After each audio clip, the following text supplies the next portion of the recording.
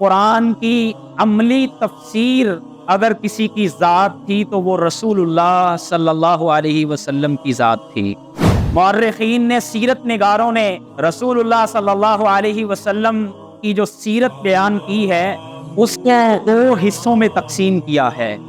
رسول اللہ صلی اللہ علیہ وسلم کی سیرت یہ ہمیں کیوں پڑھنی چاہیے؟ جو اللہ کے نبی کی زندگی اور سیرت سے ہمیں مل جائے گا وہ حق ہے، اور جو اس کے مخالف ہوگا وہ باطل ہے۔ اپنی گھر کی زندگی یا باہر کی زندگی کو کس طرح سے گزارنا ہے، ہر ایک معاملے میں تمہارے لیے اللہ کے نبی کی زندگی جو ہے وہ بہترین نمونہ ہے۔ اگر تم چاہتے ہو کہ تمہیں اللہ کی محبت مل جائے، تم محمد صلی اللہ علیہ وسلم کی اتباع کرنے والے بن جاؤ۔ سلف صالحین اسی لیے تو کہا کرتے تھے اس امت کے جو آخر لوگ ہوں گے ان کے بھی درست رہنے کا ایک ہی طریقہ ہے کہ وہی اس راستے کو اپنانے والے بن جائیں جس راستے کو پہلے لوگوں نے اپنایا۔ اللہ رب العالمین نے انسانوں کی ہدایت کے لیے انبیاء کا ایک سلسلہ چلایا۔ مختلف ادوار میں مختلف علاقوں اور قوموں کی طرف اللہ کے مختلف پیغمبر آتے رہے اور اللہ کا پیغام انسانوں کو پہنچاتے رہے، تاکہ انسان جس کو اللہ نے جس مقصد کے لیے پیدا کیا ہے وہ اسی راستے کے اوپر گامزن رہے۔ اور یہ سلسلہ چلتا چلاتا بالآخر میرے اور آپ کے پیغمبر نبی رحمت صلی اللہ علیہ وسلم ہادی دو عالم آپ پر ختم ہو جاتا ہے۔ اللہ کے نبی صلی اللہ علیہ وسلم کی سیرت، اس میں ہمارے لیے بہت سے اسباب ہیں، بلکہ اگر یوں کہا جائے کہ قرآن کی عملی تفسیر اگر کسی کی ذات تھی تو وہ رسول اللہ صلی اللہ علیہ وسلم کی ذات تھی۔ مورخین نے، سیرت نگاروں نے رسول اللہ صلی اللہ علیہ وسلم کی جو سیرت بیان کی ہے اس کو دو حصوں میں تقسیم کیا ہے۔ ایک اللہ کے نبی صلی اللہ علیہ وسلم کی زندگی کی وہ سیرت ہے جب ابھی آپ اس دنیا میں تشریف نہیں لائے تھے، قبل از ولادت کی سیرت، اور ایک حصہ وہ ہے جو بعد از ولادت کا ہے۔ اور پھر بعد از ولادت جو آپ کی سیرت ہے اس کو بھی دو حصوں میں تقسیم کیا ہے۔ قبل از اسلام کی زندگی، اور پھر 40 سال کی عمر مبارک کو پہنچ کر جب آپ کو نبوت عطا فرمائی گئی اس وقت کی زندگی، اور پھر نبوت والی زندگی کو آگے دو حصوں میں تقسیم کیا جاتا ہے۔ ایک آپ کی مکی زندگی ہے اور دوسری آپ کی مدنی زندگی ہے۔ ہمارے یہاں پر کچھ سیرت نگار یا ہمارے معاشرے کے کچھ لوگ ایک عقیدہ یہاں پر رکھتے ہیں کہ اس کائنات کی جو وجہ تخلیق ہے وہ اللہ کے نبی ہیں، جبکہ یہ بات تو احادیث میں موجود ہے، مسند احمد، جامع ترمذی میں، کہ رسول اللہ صلی اللہ علیہ وسلم نے فرمایا کہ ابھی آدم علیہ السلام کو پیدا کرنے کے لیے جو ایک خمیر تیار کیا جا رہا تھا، میں اس سے بھی پہلے اللہ کا نبی تھا۔ تو آپ کی نبوت تو برحق تھی، لیکن اس بات کی دلیل یا یہ بے بنیاد یا بے دلیل ایک دعویٰ ہے۔ رسول اللہ صلی اللہ علیہ وسلم کی سیرت یہ ہمیں کیوں پڑھنی چاہیے؟ اس کی کیا ضرورت ہے، اس کی کیا افادیت ہے اور اس کی کیا اہمیت ہے، اس پر بھی سیرت نگاروں نے کافی باتیں لکھی ہیں۔ مختصراً کچھ چیزیں میں آپ کے ساتھ وہ ذکر کرتا ہوں۔ ہمیں اپنی زندگی گزارنے کے جو اصول و ضوابط ہیں، وہ چاہے ہمارے معاشرتی مسائل ہوں یا ان کا تعلق ہماری عبادات کے ساتھ ہو، وہ سب کے سب سیکھنے کے لیے ہمارے لیے جو شخصیت منٹور ہیں، جن سے ہم نے ہر چیز کو لینا ہے، وہ رسول اللہ صلی اللہ علیہ وسلم کی ذات ہے۔ اللہ رب العالمین قرآن مجید میں سورہ الاحزاب میں فرماتے ہیں، فرمایا لَقَدْ كَانَ لَكُمْ فِي رَسُولِ اللَّهِ أُسْوَةٌ حَسَنَةٌ، اے لوگو تمہارے لیے زندگی گزارنے کے جو اصول ہیں کہ تم نے اپنی زندگی کے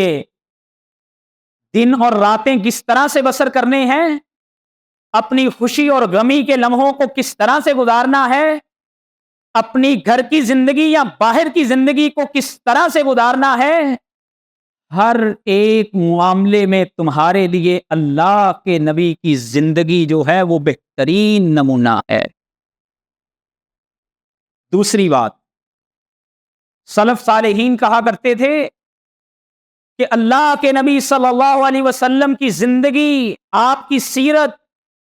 ہمارے لیے ترازو اور میزان کی حیثیت رکھتی ہے۔ ہم ہر چیز کو آپ کی زندگی پر تولتے ہیں۔ امام سفیان بن عیینہ رحمت اللہ علیہ، ان کا قول یہ الجامع الاخلاق کے اندر موجود ہے، وہ فرمایا کرتے تھے کہ لوگوں ان رسول اللہ صلی اللہ علیہ وسلم هو المیزان الاکبر،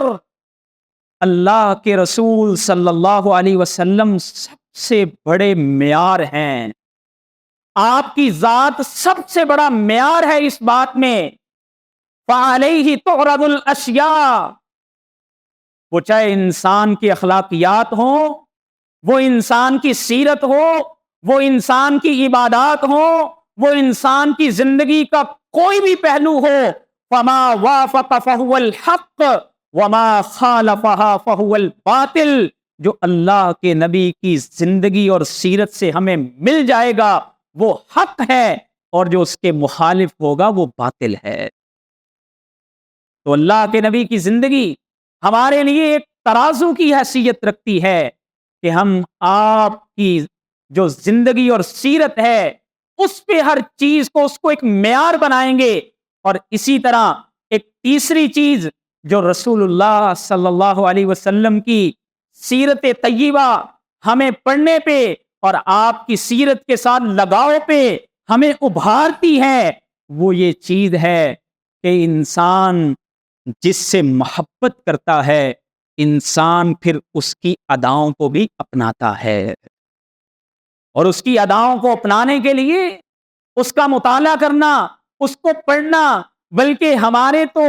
ایمان کی یہ بنیاد ہے۔ جب تک ہم اللہ کے نبی سے ہر چیز سے بڑھ کے محبت نہیں کرنے والے ہوتے، اس وقت تک ہم ایمان والے نہیں۔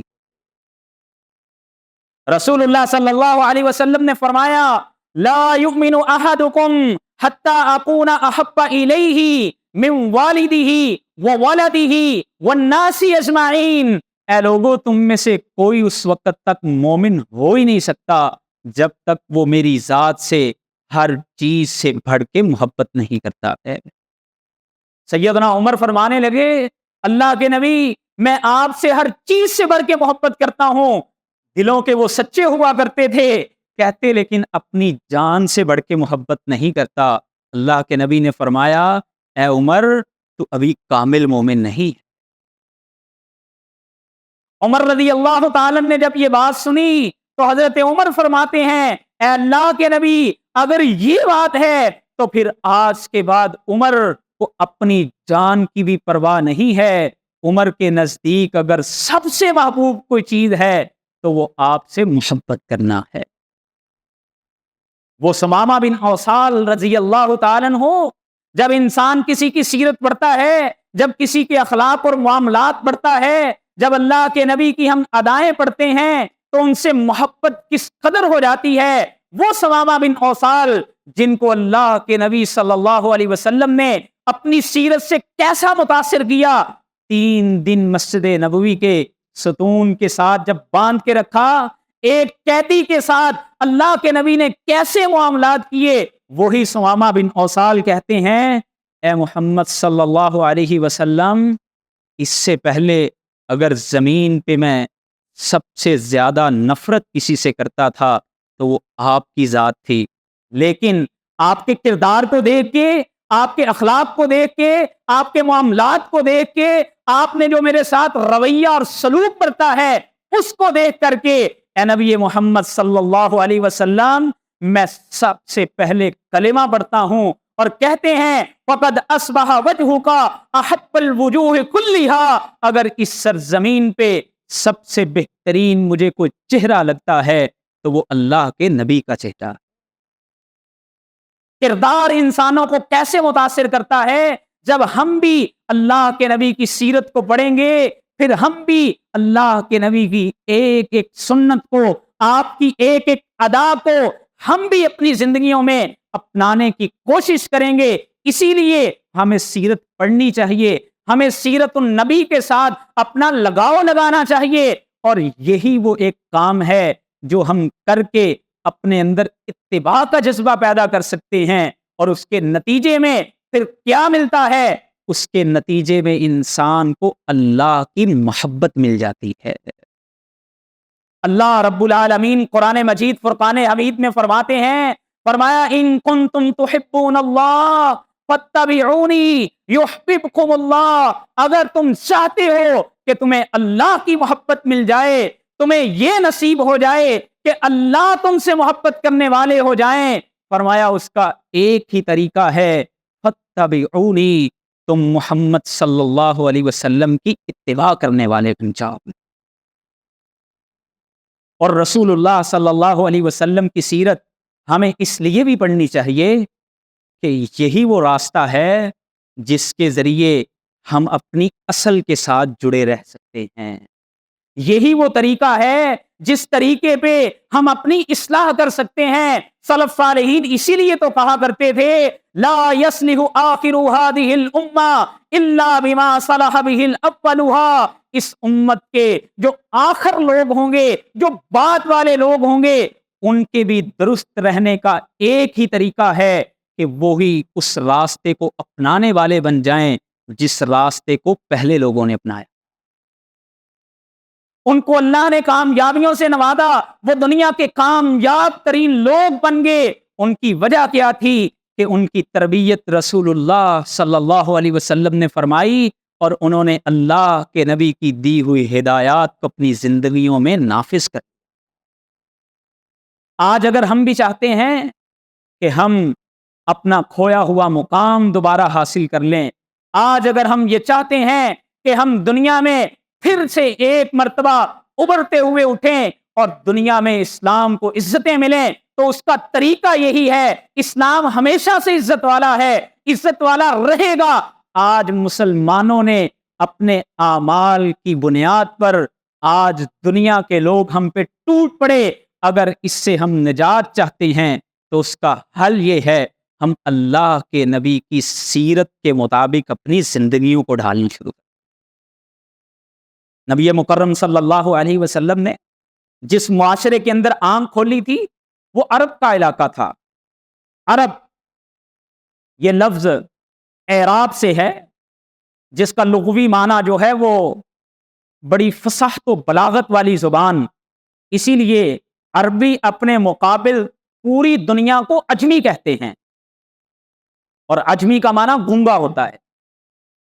رسول اللہ صلی اللہ علیہ وسلم نے جس معاشرے کے اندر آنکھ کھولی تھی وہ عرب کا معاشرہ۔ عرب کی عموماً 3 قسمیں بیان کی جاتی ہیں۔ ایک عرب کے لوگ جو عرب باعدہ تھے، یعنی اسلام کے آنے سے بہت عرصہ پہلے یہ دنیا سے ختم ہو گئے تھے۔ اس میں قوم عاد ہے، قوم سمود ہے، جاسم ہے، اس طرح کی قومیں جو اس علاقے میں اسلام سے بڑا عرصہ پہلے یہاں پر آباد تھی۔ اس کے بعد عرب کی دوسری قسم جس کو عرب عاربہ کہا جاتا ہے، یہ بنو قطحان کے قبائل، ان کا جو علاقہ تھا یہ یمن کا علاقہ تھا، یہاں کے رہنے والے تھے۔ اور تیسری قسم عرب کی بیان کی جاتی ہے جسے عرب مستعربہ کہا جاتا ہے، یعنی وہ لوگ جو اصلاً تو عربی نہیں تھے لیکن یہ باہر کے علاقوں سے آ کے عرب کے علاقے میں آباد ہوئے تھے۔ یہ حجاز کا علاقہ اور نجد کا علاقہ جو ہے، جہاں پہ ابراہیم علیہ الصلاۃ والسلام کی نسل سے آپ کے بیٹے بنو اسماعیل جو تھے، اسماعیل علیہ السلام کی جو نسل تھی وہ اس علاقے میں تھی، اور یہ عرب مستعربہ تھے، یہ اصلاً یہاں کے باشندے نہیں تھے، یہ باہر سے آ کے اس علاقے کے اندر آباد ہوئے تھے۔ اور اگر اس وقت کی ہم مذہبی حالت، اس وقت جو لوگوں کے عقائد اور نظریات تھے، جس وقت اللہ کے نبی صلی اللہ علیہ وسلم نے اس دنیا میں آنکھ کھولی، کچھ لوگ ایسے بھی ملتے ہیں، قرآن مجید کا مطالعہ کریں، جو خدا کی ذات کے ہی منکر تھے۔ اس دور میں بھی ایسے لوگ پائے جاتے تھے۔ اللہ رب العالمین قرآن مجید فرقان حمید میں فرماتے ہیں وَقَالُوا مَا هِيَ إِلَّا حَيَاتُنَا الدُّنْيَا نَمُوتُ وَنَحْيَا وَمَا يُهْلِكُنَا إِلَّا الدَّهْرُ، وہ یہ کہا کرتے تھے کہ یہی ہماری زندگی ہے، ہم اس دنیا کی زندگی میں ہی مر جائیں گے، ہمیں کوئی زندہ کرنے والا نہیں ہے، اور یہ زمانہ ہی ہے جو ہمیں ہلاک کر دے گا، اس کے بعد ہمیں کون اٹھانے والا ہے۔ اور اس کے علاوہ ایک بہت بڑی تعداد میں جو اس علاقے میں طبقہ پایا جاتا تھا وہ مشرکین کا طبقہ تھا، جو اس بات کو تسلیم کرتے تھے کہ اس کائنات کا کریٹر اور خالق جو ہے وہ اللہ ہے، لیکن یہ ہمارے جو مختلف بت ہیں یہ بھی ہمیں اللہ تک پہنچانے کا ایک ذریعہ ہیں۔ اللہ رب العالمین قرآن مجید میں فرماتے ہیں، سورہ الزمر ہے، کہ وہ یہ عقیدہ رکھتے تھے ما نعبدہم الا لیقربونا الی اللہ زلفا، یہ ہمارے اور اللہ کے درمیان ایک واسطہ ہے۔ یہ عرب کا علاقہ جہاں پہ ابراہیم علیہ السلام اپنے بیٹے اسماعیل کو چھوڑ کے گئے تھے، یہ تو دین ابراہیمی کے ماننے والے تھے، لیکن ان میں بت پرستی کیسے آئی؟ صحیح بخاری کی حدیث ہے، رسول اللہ صلی اللہ علیہ وسلم فرماتے ہیں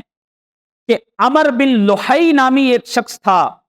جس نے سب سے پہلے عرب کے اندر بت پرستی کا آغاز کیا تھا، اور تاریخی روایات پڑھیں تو پتہ چلتا ہے کہ یہ شام کے علاقے میں گیا، وہاں پہ اس نے لوگوں کو دیکھا کہ لوگ مختلف طرح کی مورتیوں کے سامنے جھکتے ہیں اور ان سے التجائیں کرتے ہیں، تو یہ وہاں سے کچھ بت لے کر کے آیا، اور اس نے وہ بت لا کر کے باقاعدہ، یہ اس وقت حرم کا متولی تھا، اس نے پھر بیت اللہ کے اندر بت رکھ دیے۔ رسول اللہ صلی اللہ علیہ وسلم فرماتے ہیں اسی وجہ سے معراج کے موقع پر میں نے دیکھا کہ عمر بن لحی جو ہے یجر قصبہ فی النار، وہ اپنی اینتڑیوں کو لے کر کے جہنم کے اندر گھسیٹ رہا تھا۔ یہ پہلا شخص تھا جس نے عرب کے اندر